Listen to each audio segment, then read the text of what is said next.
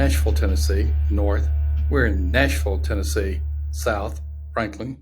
We're in Bradenton, Florida, really south. And you can't see Amy. She's in the production area, and she's in Richmond, Virginia. We're going to be introducing Matt Markins in just a moment, the president and CEO of AWANA. AWANA, a name that is synonymous with children's ministry, and my goodness, what a brand that is. What an incredible brand. But I want to give a formal thank you to our sponsor as we get into this. And we're going to be talking about how the pandemic has changed children's ministry, a lot of it for the better. And we've got some great information coming to you. We want to thank our sponsor, AWANA. Entertainment, relevance, and moralism have proven insufficient to form lasting faith to our children. And Jesus, the gospel, as well as recent research are clear. The most effective way to impart faith to our children is through child discipleship. But the question is, how? Invest in resilient discipleship this September 22nd and 23rd at the second annual AWANA Child Discipleship Forum in Nashville or online, and we'll have information in the show notes about that. By attending the forum, you'll learn how to apply new research from Barna and AWANA from the largest children's ministry, and you'll be able to look at the research project of over 2 decades of children's ministry in a new reality. From this research, you'll gain the data and analysis needed to form a new, more comprehensive vision for child discipleship, one that's actually designed with our changing world in mind. So whether you attend in Nashville or online, you'll experience community and belonging as you connect with like-minded leaders in this critical conversation on child discipleship. So secure your seat on childdiscipleshipforum.com. Again, that's childdiscipleshipforum.com. Matt, I'm going to let Sam introduce you, but let me get the welcome from Thom before we hear from Sam in the formal introduction. So welcome, Matt. Yeah, glad to have you, Matt. Welcome to the show. Good to be with you guys. Yeah, Matt is the president and CEO of AWANA, a global leader in child discipleship. And, he has done a lot.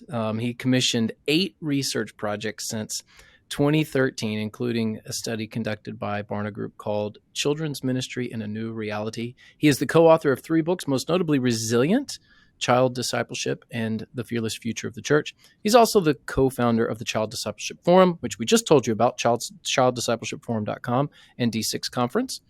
Matt is an artist who builds and renovates through carpentry, enjoys travel, slow breakfasts. I don't even know what that means. I'm just reading copy here. Slow breakfast with his wife and his kiddos. He's been involved with children's ministry for more than 25 years. Welcome, Matt. What is a slow breakfast? Just taking it slow. Just being alone with my wife, out having coffee, out having a little pancakes, and just taking a slow morning. Okay, that makes a little more sense, because if you wait to eat your eggs, they get cold. Yeah, absolutely. It's not about the food. It's about the amount of time we sit at the booth after we've eaten our food. Yeah. Huh. Does either one of you ever cook? Oh, absolutely. Yeah, we both cook. Yeah. Huh. Yeah, we don't do that in my house. Well, my wife cooks, but Rainers don't cook. Okay. Yeah, that's fine. I was trying to figure out what a home cooked meal was like. That's an inside joke with my family, just because we're all terrible cooks, just for the sake of the record. Well, we want to talk about how the pandemic has changed children's ministry. I want to be an optimist on this particular episode and just say I think it's for the better. I think there's some things that have happened for the better. Yeah. I think we could all kind of walk through some of the more difficult stories and some of the more difficult challenges that we've had since the beginning of the pandemic. And we've done that here at Church Answers. But I want to take a moment and with Matt here, just talk about, children's ministry, what children's discipleship looks like, and, how the current environment it may be actually better for your church. So a lot has changed in the last 2 years, but I still think there are many great opportunities. So Matt, let's talk about this first point. The periphery families are gone. So those who are on the edge, they all left the church. We hope to get them back, but they're probably gone for good. But the core families are stronger than ever. When you're talking about these dedicated families in your church, what are you seeing in your research and in your world at AWANA? Well, we like to say we didn't anticipate COVID, but we did anticipate the things that COVID revealed. So what COVID revealed, by the grace of God, are things that we've been working on in our innovation for almost a decade. And it just so happens that all the innovation that AWANA has been working on has been releasing from 2020 to 2023. So this has been a big window for us of taking what's been in the laboratory and bringing it out into reality, like the Child Discipleship Forum, like our research with Barna. But so let me give you a quick example. So my wife and I were on vacation last year in San Antonio. We were visiting the Catholic missions in that area, and we were visiting a mission that had a great big map on the wall, 8 feet wide, 5 feet tall. It's created by the Italians in the 1500s. And I'm sitting here looking at this map, and Katie and I are thinking to ourselves, we're asking the question, like, what if, let's use our imagination, what if we could bring these map makers back from the dead? What would we say to them? I think we would say to them, thank you. Like, with limited technology, limited visibility and mobility, look at what you created compared to Google Images. Like, obviously it's not perfect, right? But I think what we would not say to them is put it side by side with Google Maps and say, y'all are a bunch of idiots. Look at how off you were. Like, we wouldn't say that, right? However, if today's child educators were still using the old map to teach navigation, geopolitical boundaries, all this kind of stuff, parents would be outraged. They would say, you're using outdated information. We have more information now than we did when that map was created. And children's ministry is in a similar spot. We are using old maps in children's ministry, and COVID really, really revealed that. What would you say is new that's helpful? Yeah, what's new is I think COVID revealed that the church has to move from what we would say, I think we're not alone in this, but the church has to move from what we might call the attractional model to a formational model, or a church growth model to formation. Meaning, I think the church growth model answers the question, how do we get more people to our church to hear the gospel, to grow in their faith? It's a good question. I just don't think in a post-Christian culture, it's the best question.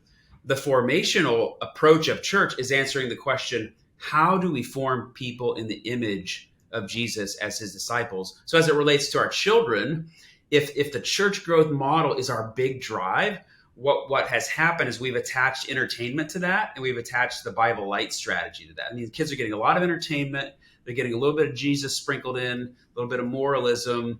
That's unfortunately what happened in the old map of children's ministry. But the new map is about moving to answering the question, what is it that leads to lasting faith in children? Hey, Matt, these changes fire me up in the positive way.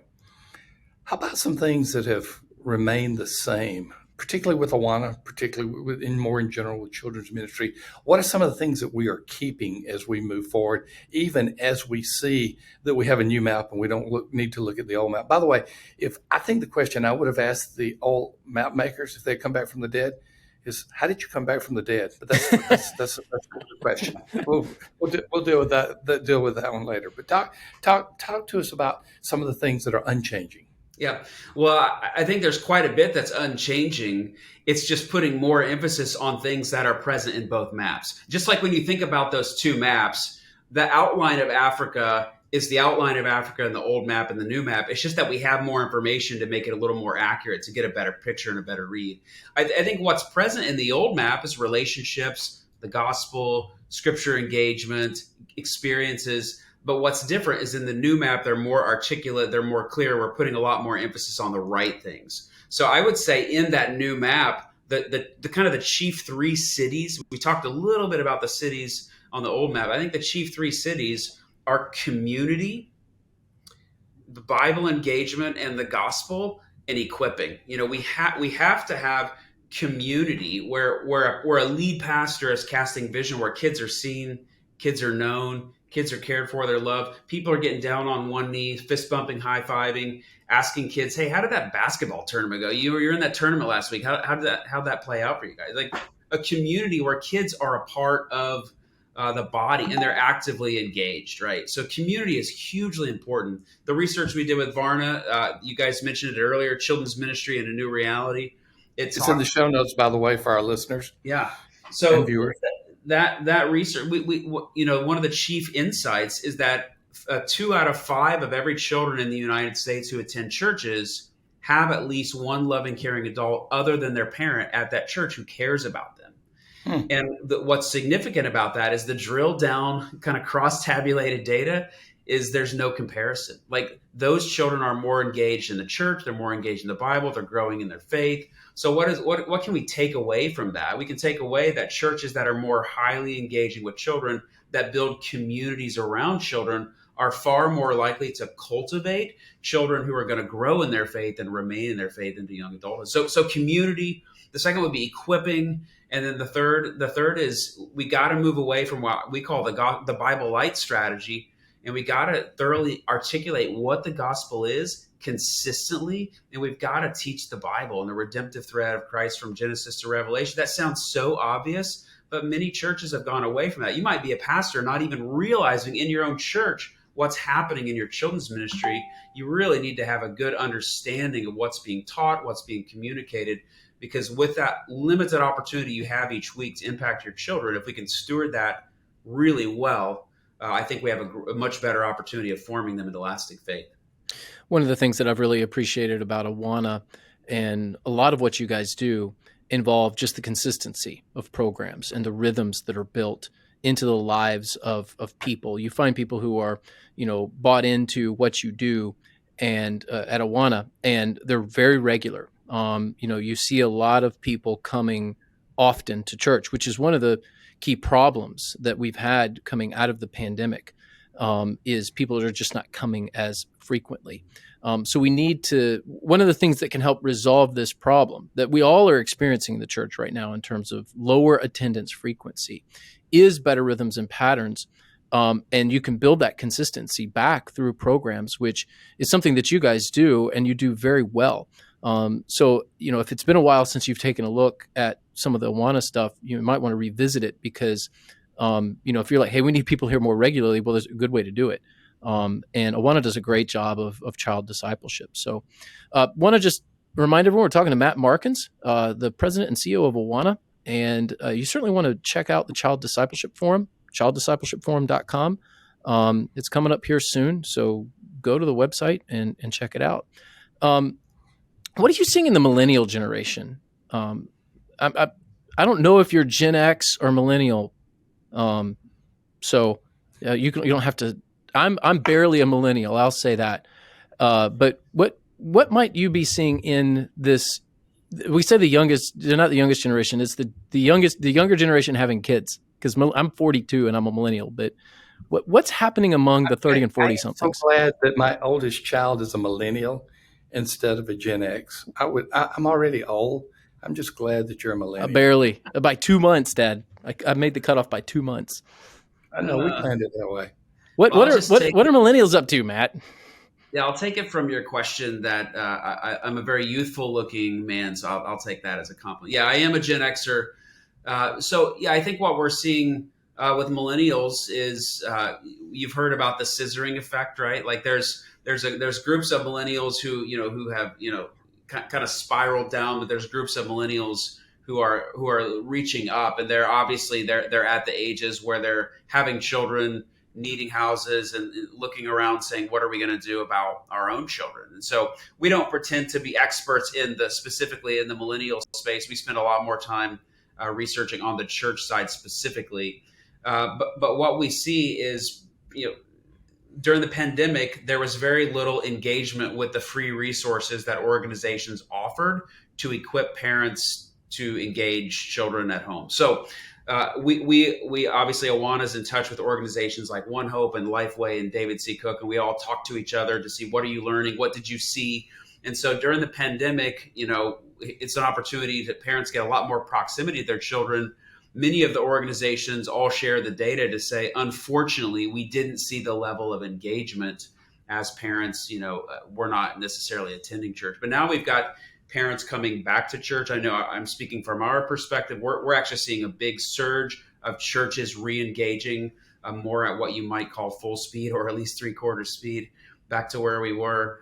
But I think parents really millennial parents want to have kids that have a long-term lasting faith. I just think that we're so swallowed up by the system in the pace of the culture that we're wrapped up in, like a fish swimming in water. We perhaps spent far too little time evaluating the water that we're swimming in to understand how much that is shaping us and our children and holding them back from being who they could be in Jesus Christ. So I would say that's probably the biggest thing, is the lack of understanding of how the world we're in is forming our children far more rapidly than we as parents or the church is discipling them. Matt, you live, did you say Gallatin? Yeah, I'm in Gallatin, north of Nashville. So you live in Gallatin, north of Nashville. I'm in Franklin, south of Nashville. In between us is a lot of development going on. Well, everywhere there's a lot of development going on, particularly in downtown Nashville. And there are these two big towers going up that are owned by Amazon. One of the towers is occupied. It's full speed ahead. They're building the shell. Amazon's building the shell for the other tower because they don't have occupants for it. Their employees are now working from home or working from home some of the time. So that world has just changed dramatically. And Amazon made the amazing announcement that in Nashville, they're just going to build the shell for now. And at some point, maybe they hope it will be occupied, but that second tower is just not going to be filled for now. I'm giving a long story to say that during the pandemic, things changed. And a lot of those things had to do with the fact that we don't want to commute as much as we used to. We don't want to drive to work, and drive time to church seems like it's going down as well too. Yeah. I don't know if that's connected to anything about AWANA or if it's something you're seeing, but how is this post-pandemic world where people want to be closer? What do you see affecting your ministry right now? Well, I see a positive in that. What kind of also connecting that to what Sam asked earlier, is parents have gotten greater visibility into how things work, right? Parents kind of leaned into the public school system or maybe even Christian school system to really understand how things are working. And I think that greater visibility is actually good, because when you get visibility, it's like the two maps, you get closer to reality, right? So I think within that visibility, what I hope God is doing is prompting parents to ask those questions. How is all of this working? How's all this shaping and forming my child? And I think that those questions are so important because of the Barna data that says by age 13, 94% of human beings basically have a pretty set worldview. And so if we're asking those questions earlier on the age scale, I think we're asking them actually at the right time. Think about that. A 13-year-old has just entered into your youth group about a year ago. A few years before that, they were 11, finishing your children's ministry. A few years before that, they were 8, right at the heart of your children's ministry. So if worldview's set by age 13, we should be asking questions around what's forming them at age 8. So what you're alluding to with all of the massive change that we've gone through, it's a great opportunity to ask the questions, well, what is forming our kids? And what in terms of our faith are we doing to form them to have lasting faith? And there's a lot of hopeful answers and insights within that question. I don't want to dominate. I'll let Sam have the last question, but I'm going to ask one before the last question on this podcast. By the way, we're coming back with a second podcast. This is a two-part series. And so you'll be able to leave this podcast and go immediately to the second one, or if you want to wait a while. So we got more to come. But I've been recording some other podcasts the last few days, Matt. And in one of those, Kevin Ezell, the president of the North American Mission Board, and I were talking. And I asked him the question, how can we make evangelism a higher priority in our churches? He responded by making the children's ministry more powerful and effective. So that's one data point. Yeah. I don't remember if Sam and I recorded this yesterday or today, but I think it was yesterday, but we were doing a podcast, and Sam, this younger Rainer on here, he said, you need to be checking how you are funding your children's ministry compared to other ministries, because that's indicative of where you're putting your priorities. I hear those two things 2 consecutive days, and now I've got Matt Markins here, the president and CEO of AWANA. It sounds to me, and I don't know if there's a question in this, so I'll just let you respond however you want to. I heard a question. I heard a question. What's the future of evangelism with this generation that would be in our children's ministry today. I think of Acts 4:20, where Peter and John are, basically being put on trial, and they say, "We can't not speak of the things we have seen and heard." But they had just lived with Jesus, they watched his life, they were discipled and mentored and trained by him, and then they saw the empty tomb, and they're saying, "You can try to stop me. I can't not speak of these things," right? So when today's children who are 8 and 13 in our ministries now, when they're 25 and 45, what are they going to look back on and say, "I can't not speak of the things that I've seen and heard"? What is that? That's child discipleship. If we will put increased focus in our local churches on forming those who are most open to the gospel, who are most open to being discipled prior to age 13, we're going to yield far greater results in the future by investing in those who can be shaped or more open to being shaped by the gospel. My life verse. Sam, your question It's and your one closing. It's one of my favorite verses, Acts 4:20. I love it. Great reference.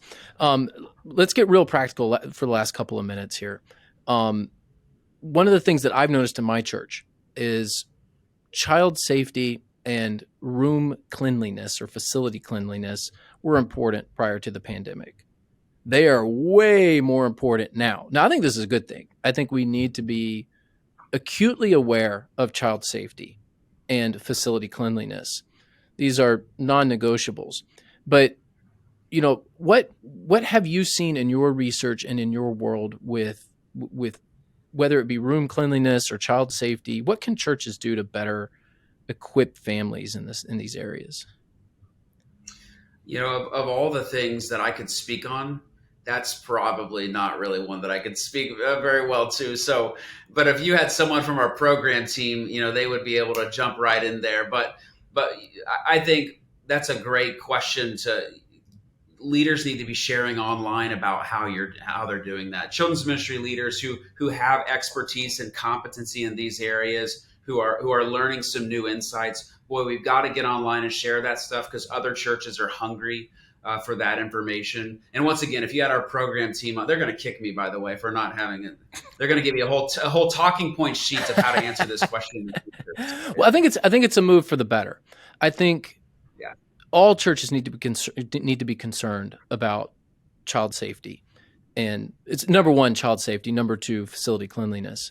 And I do think that there are more churches paying attention. I still encounter, when I'm doing coaching and consulting and research, I still encounter churches that don't even have a check-in system, that, they're not really tracking how many children are on your campus right now. You need to always know, if they've been checked in, how many are in your care.